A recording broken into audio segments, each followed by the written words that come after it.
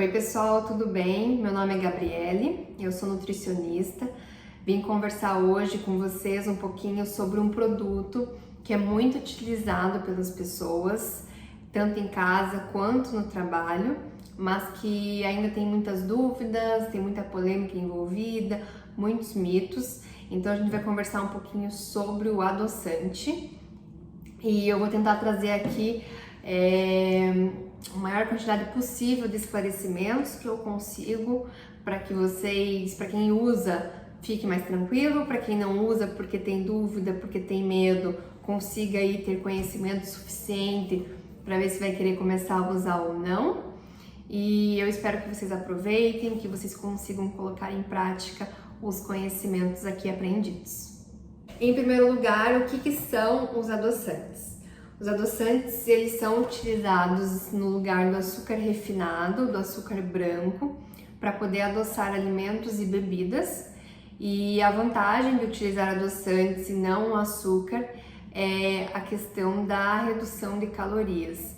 Então, os adoçantes, eles não vão adicionar calorias extras na refeição, ou se vão adicionar uma quantidade muito pouca, muito pequena em relação ao açúcar branco. E por que as pessoas utilizam adoçantes? Então, os principais motivos para as pessoas optarem pelo adoçante e não pelo açúcar vão ser a questão de controle de calorias. Então, para as pessoas que querem adoçar os alimentos e as bebidas, mas não querem adicionar calorias extras a essas refeições. Outro motivo é por pessoas diabéticas. Então, devido à patologia, os adoçantes, eles são aí a principal opção, a principal alternativa e a principal escolha para adoçar alimentos e bebidas, porque eles não causam alteração nos níveis de açúcar no sangue. Então a gente não vai ter aí um pico de açúcar no sangue, não vai ter uma hiperglicemia, uma descompensação da patologia. Outro motivo é devido à saúde bucal. Então os adoçantes, eles estão presentes naqueles chicletes sem açúcar. Então o chiclete, ele é bem docinho, mas ele não tem açúcar, porque ele vai ter adoçante que não causa cáries. Outro motivo é devido a restrições dietéticas.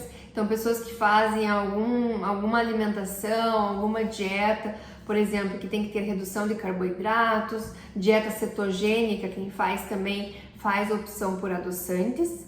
E o quinto motivo que eu trouxe para vocês é devido à sensibilidade ao açúcar.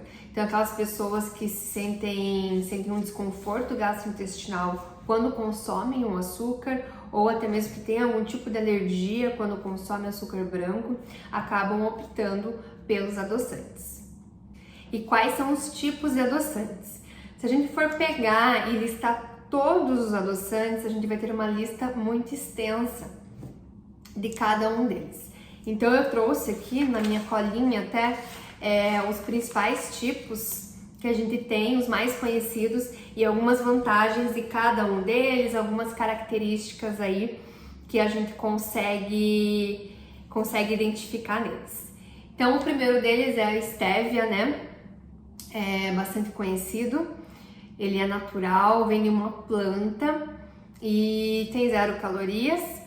A desvantagem é que algumas pessoas que têm um paladar aí mais aguçado, que têm uma sensibilidade maior no paladar, acabam sentindo um gosto residual amargo depois de consumir, por exemplo, um cafezinho adoçado com stevia. Mas ele por ser um adoçante natural, ele se torna muito seguro de ser consumido e ele é bastante adocicado também. Então, poucas gotinhas aí a gente já vai conseguir adoçar o suficiente. O próximo adoçante, bastante conhecido, é o aspartame. Ele esteve presente aí na mídia recentemente devido a alguns questionamentos que a gente vai estar comentando mais pra frente. Ele é um adoçante artificial, 0 calorias também. E o que é interessante dele é que o sabor dele é muito próximo ao sabor do açúcar. Então ele é muito similar. A única coisa dele, a desvantagem, é que ele não pode ser aquecido. Então não dá para preparar uma receita com ele porque ele perde a estabilidade em altas temperaturas. O próximo adoçante bastante conhecido também é a sucralose, também é um adoçante artificial, tem 0 calorias, tem uma doçura muito intensa, então assim, é uma quantidade muito pequena para poder adoçar, por exemplo, uma xícara de café. E a diferença da sucralose para o aspartame em termos de estabilidade é que a sucralose a gente consegue aquecer, então ela já é mais apropriada para poder cozinhar, assar, então não vai perder a estabilidade. É um adoçante que a gente consegue adicionar no fogo para poder cozinhar. Outro adoçante bem famoso é a sacarina.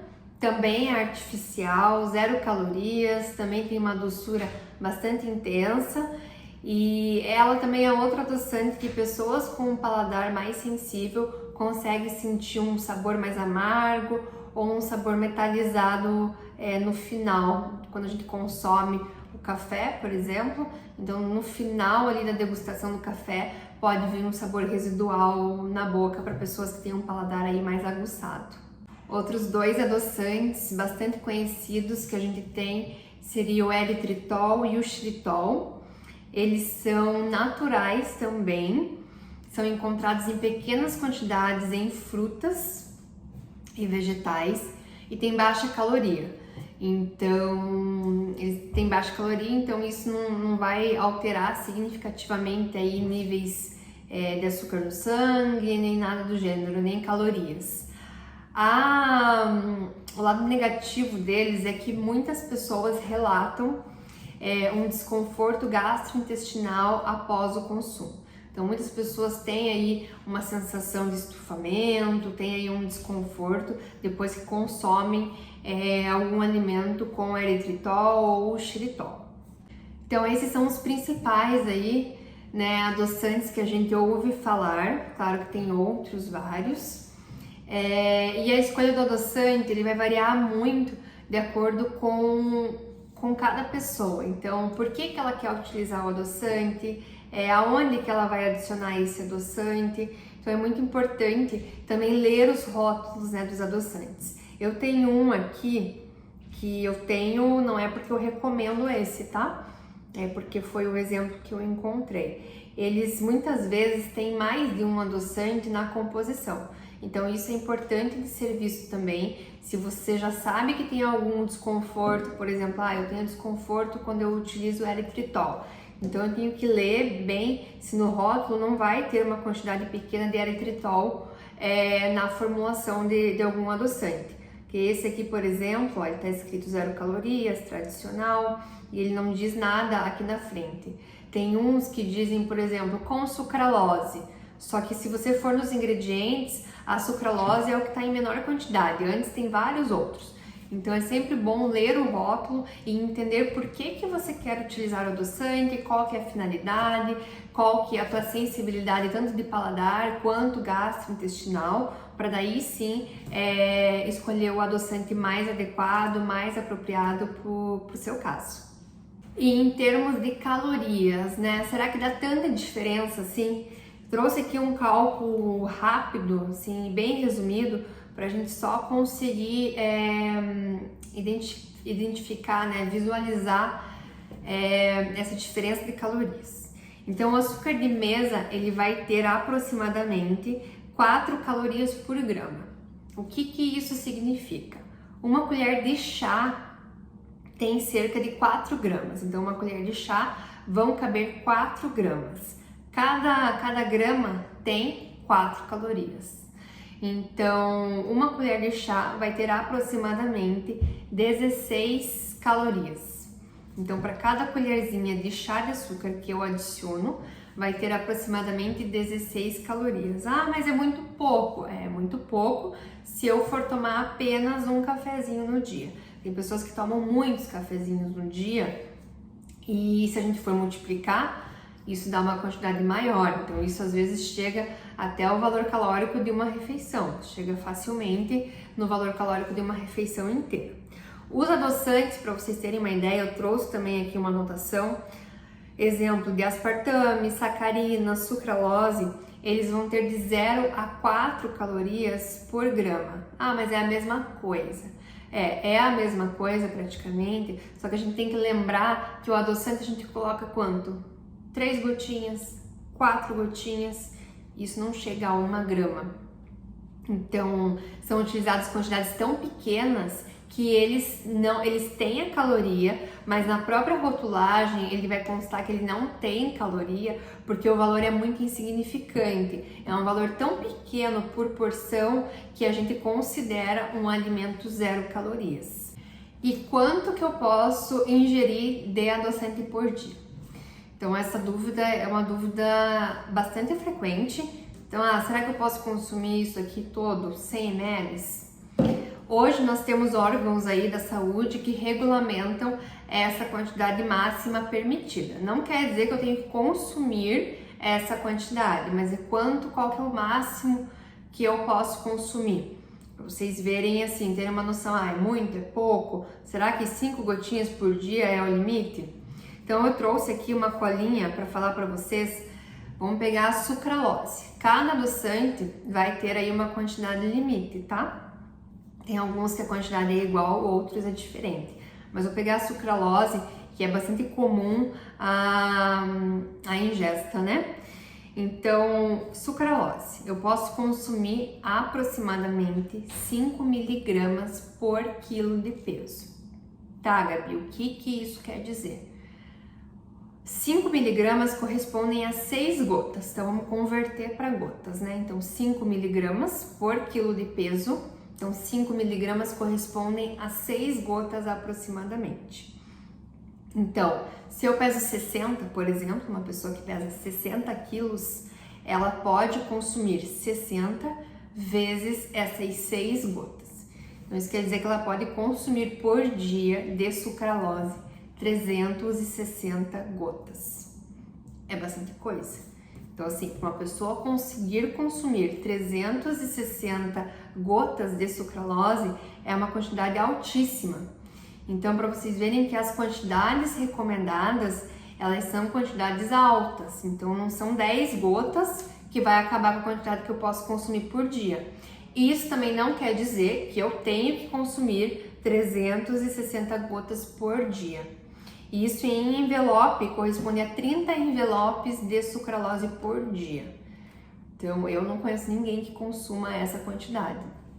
É muito difícil, é uma quantidade muito grande.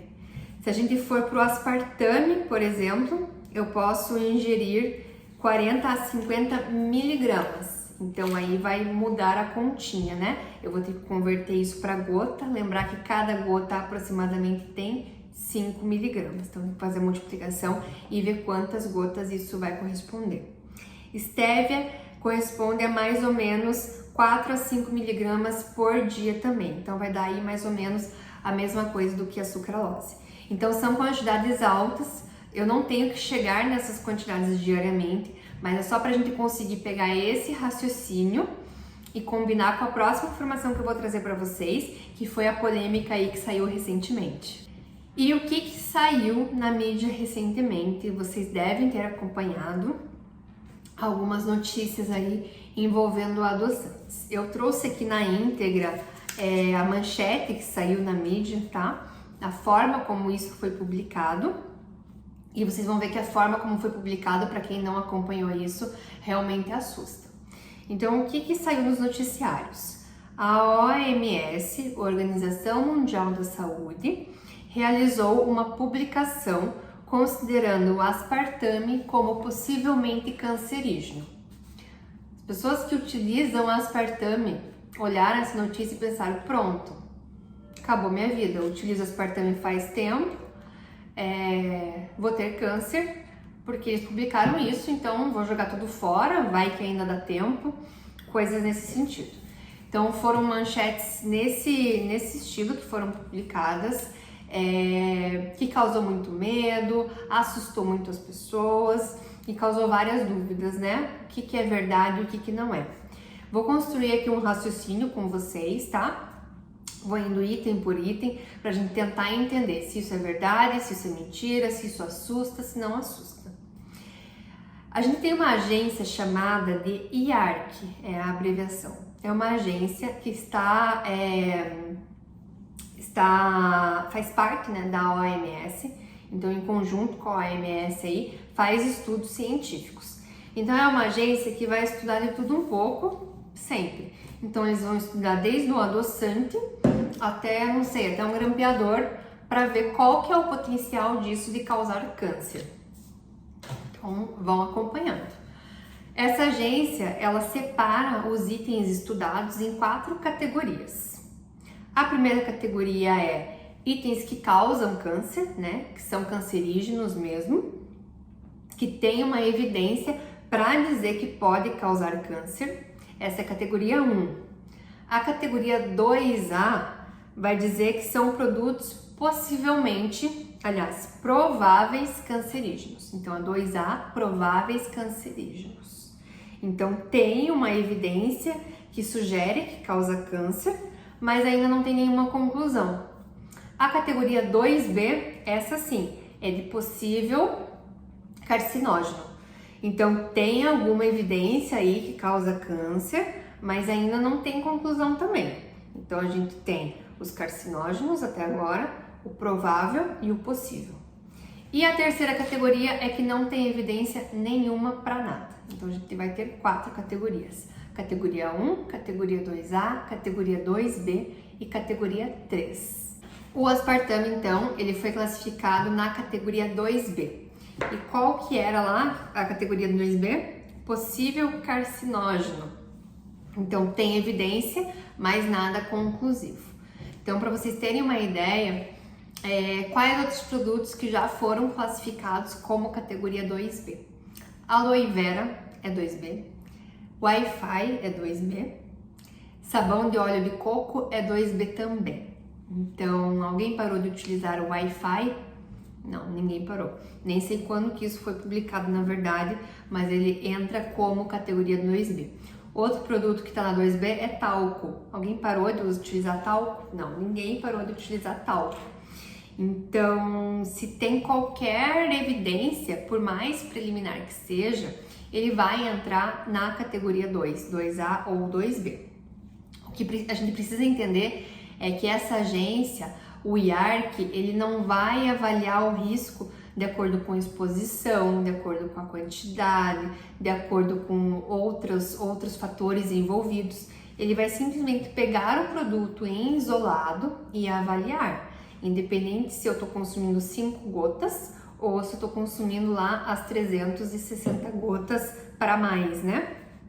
Então, o propósito da lista não é identificar os produtos em relação à exposição, quantidade, em relação a outros fatores. É simplesmente classificar os produtos em isolado. Então, por isso que o IARC, ele não vai definir quantidade, ele não vai definir decisões clínicas, políticas públicas a serem seguidas, ele não define isso. Porque se fosse por categoria, para vocês terem uma ideia, o sol, ele tá na categoria 1, cancerígeno. E nem por isso a gente deixou de tomar sol. A gente tem cuidados. Então, ele está na categoria 1, mas independente da exposição, da quantidade, do horário, de outros fatores. Então, o que significa ser carcinógeno, né? Ser carcinógeno, por si só, em isolado, ele não significa muita coisa, porque a gente não tem outros dados para poder dimensionar isso, para poder fazer comparativos com isso, e não serve de parâmetro para a gente dizer se o adoçante vai causar câncer ou não. Então, é plenamente possível que algo seja cancerígeno, né, que possa causar câncer, mas que ao mesmo tempo seja seguro para a saúde. E porque isso vai depender muito de um fator que a gente chama de dose-resposta. Então, o quanto disso eu consumo e qual que é a resposta em cima dessa dose. Então, o que acontece? Algumas decisões, elas precisam de muito mais para serem tomadas. Então, eu vou precisar fazer estudo em humanos, eu vou precisar avaliar a dose e resposta, eu vou precisar fazer uma série de outras análises para bater o martelo e dizer vamos parar de consumir ou vamos continuar consumindo e ainda mais. Por enquanto, as coisas continuam iguais, as mesmas quantidades, no mesmo formato, então isso não muda nada, porque o IARC, essa agência, não serve para isso. Ah, mas então esse lugar aí essa agência de estudos não serve para nada. Não, não é essa a questão. O problema não é o IARC, o problema é o formato como a gente interpreta as informações que nos chegam. Então, tem muita informação que é muito sensacionalista e não traz a ciência realmente como ela é. Então, a gente pode continuar utilizando adoçante, quem gosta e consome pode continuar consumindo. E lembrar que a ideia do adoçante não é substituir na mesma proporção de doçura, né? Então, uma dica muito legal que a gente tem no consultório é de tentar acostumar a descer aí o paladar um degrauzinho abaixo, né, no nível de doçura, ou às vezes quando é com sal, né, aquelas pessoas que gostam de comida muito salgada. Então, a orientação que a gente sempre dá eu uso 6 gotinhas de adoçante, eu nem sei quanto que vai porque eu não uso. Aqui uma porção são 4 gotas, né? Então eu utilizo aqui 6, porque eu acho que 4 não adoça o suficiente. Então, com o passar do tempo, ir tentando reduzindo isso, eu vou tentar consumir 5 gotinhas, vou tentar consumir 4 gotinhas, que é a porção recomendada. Então, é tentar adaptar o paladar aí para coisas menos doces e consumir alimentos que já sejam adoçados por natureza, né? Então eu espero que tenha esclarecido algumas dúvidas de vocês, espero que vocês tenham gostado. São dicas aí, curiosidades do nosso dia a dia, né? Que eu acho que são bastante válidas pra gente não ficar com aquela pulguinha atrás da orelha. Qualquer coisa, qualquer dúvida que ainda tenha restado, eu estou à disposição, tá bom? Vocês podem me procurar e eu espero novamente que vocês tenham aproveitado esse momento. Muito obrigada!